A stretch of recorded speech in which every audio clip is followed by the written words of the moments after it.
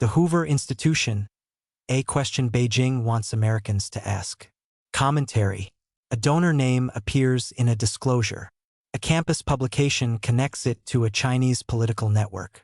Hoover fires back and says the wrong person has been identified. Within hours, the story is no longer only about a gift. It is about trust. That is the danger. The question around Chinese source money and the Hoover Institution needs discipline. It does not prove Beijing bought Hoover's conclusions. It does not prove Hoover softened its China work. It does not prove the Chinese Communist Party created the controversy. But it does create the kind of opening Beijing has learned to use well. An incomplete public record, a disputed claim, and enough uncertainty to make people suspicious of everyone involved. The immediate issue came from a Stanford Review investigation alleging that Stanford accepted at least $3 million in 2025 from a donor disclosed as Qian Yuan of China as a restricted gift for directed research at the Hoover Institution. Hoover responded sharply, saying the article incorrectly identified the donor as the chairman of the China Association for International Friendly Contact and relied on innuendo and speculation. That response matters. The most serious allegation is disputed. Still, the vulnerability remains. Hoover has been one of the more visible American institutions warning about Chinese Communist Party influence. Its own work has called for constructive vigilance toward Chinese Communist Party influence efforts in American institutions. That makes Hoover a useful target for reputational warfare. Beijing does not need to prove Hoover is compromised. It only needs Americans to hesitate before believing one of Beijing's sharpest critics. The fissure already exists. The first model is simple. Find a split already present and press on it. Solomon Islands offers the clearest example. The country's 2019 switch in diplomatic recognition from Taiwan to Beijing did not create all of its internal tension. The pressure points were already there.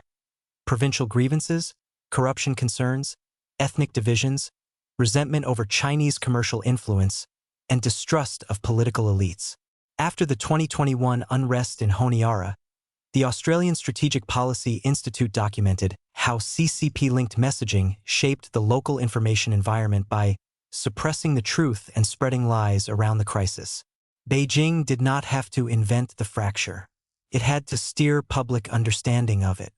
The goal was to cast critics as destabilizing, foreign-backed, or dangerous, while making Beijing's presence appear necessary. That is how exploitation works. The crack comes first. The information campaign supplies the pressure. When Beijing widens the crack, a second model is more aggressive. In this version, the fissure may be real, but the public voice around it is manufactured. Graphika's 2024 reporting on the Chinese state-linked spamouflage network found that inauthentic accounts masqueraded as U.S. voters and pushed divisive narratives ahead of the American election. Reuters reported that the same operation was impersonating Americans, disparaging U.S. politicians, and amplifying domestic criticism without consistently favoring one U.S. political side.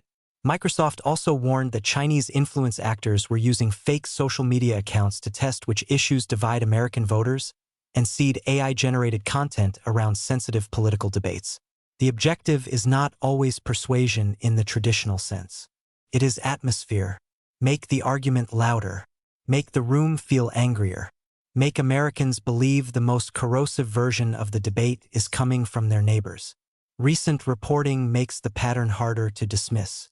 Graphika reported in July 2026 that the Chinese state-linked spamouflage operation used manipulated event flyers in June and July to disrupt anti-CCP events in the United States and Europe, including activity connected to Safeguard Defenders and pro-Tibet and Uyghur organizations. Real civic activity was targeted with misleading material meant to confuse, discredit, and fracture it.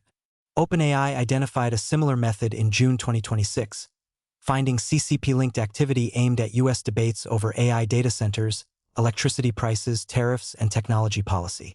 The campaigns did not need to create the underlying grievances. Electricity costs, infrastructure strain, and anxiety over AI growth already exist in American politics. The operation only had to make those arguments more combustible. Which brings the issue back to Palo Alto. The Hoover question is the opening. The Hoover controversy may have begun as a legitimate transparency question. It may involve a disputed identification. It may require more documentation before anyone can draw firm conclusions. Yet once the controversy exists, it has information value for Beijing. A funding question can become a credibility question. From there, it can become a talking point against one of the institutions that has spent years explaining how CCP influence works. This is the part open societies handle poorly. The same fact pattern can support legitimate accountability and still be useful to a hostile power. Suppressing the question would be a mistake. Leaving it unresolved would be a gift. The better answer is disclosure clear enough that Beijing has less ambiguity to exploit. That burden falls on elite institutions, not on the public. Universities and policy centers that study authoritarian influence cannot afford vague foreign funding disclosures, especially when money is restricted or tied to directed research. The public does not need every private donor conversation. It does need enough detail to know whether foreign source money is funding topics, centers, scholars, programs, or research streams that touch national security. The broader environment has shifted. The Justice Department announced on July 20th that it opened a compliance review into whether Harvard's China-based financial aid programs discriminate against American students by using restricted China-based gifts to favor foreign students, presumably Chinese students, based on national origin. That allegation is separate from Hoover, but it shows why foreign source funding in elite academic institutions has moved from compliance paperwork to a national credibility fight. For Hoover, the danger is larger than whether a donor shaped a conclusion. Incomplete disclosure gives Beijing, or anyone echoing Beijing's preferred narrative, room to turn a transparency question into a reputational weapon. The counterpoint matters. There is a necessary caution here. Critics should not overstate what is known. Hoover has disputed the most damaging donor identification claim. This public China work isn't aligned with Beijing-friendly messaging. A single reported restricted gift on its own does not prove intellectual capture. The problem is sloppy accusation can produce the same effect as hostile amplification. If every funding question becomes a charge of betrayal, serious oversight gets buried under noise. Beijing benefits from the static noise. The CCP's information strategy thrives in the space between secrecy and accusation.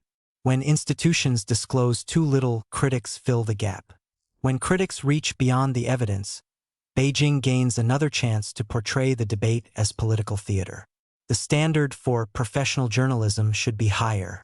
A responsible response holds two facts together. Foreign source funding deserves scrutiny, and disputed allegations should not be treated as settled. That discipline is how open societies defeat gray zone influence without becoming part of the campaign. Clarity is the defense. The Hoover matter should be treated as a stress test. Can an American institution that studies Chinese influence meet a transparency standard high enough to deny Beijing an easy information weapon? Can critics raise legitimate questions without drifting into unsupported accusation? Can the public recognize that a foreign-linked controversy may be both an accountability issue and a tool of foreign influence? Beijing does not have to win the argument. It only has to make the argument feel unwinnable. It wants Americans to believe every institution is compromised, every warning is self-serving, and every source of expertise is just another player in the game. That is why transparency is both an offensive and defensive measure. It protects the institution, protects the debate. In this case, it protects the credibility of those willing to tell the truth about CCP influence operations. Silence would only make the hole bigger. Hoover and every major policy institution should disclose foreign source funding with enough specificity that Beijing cannot weaponize the unknown. The target is not only one institution's reputation. It is the public's ability to believe.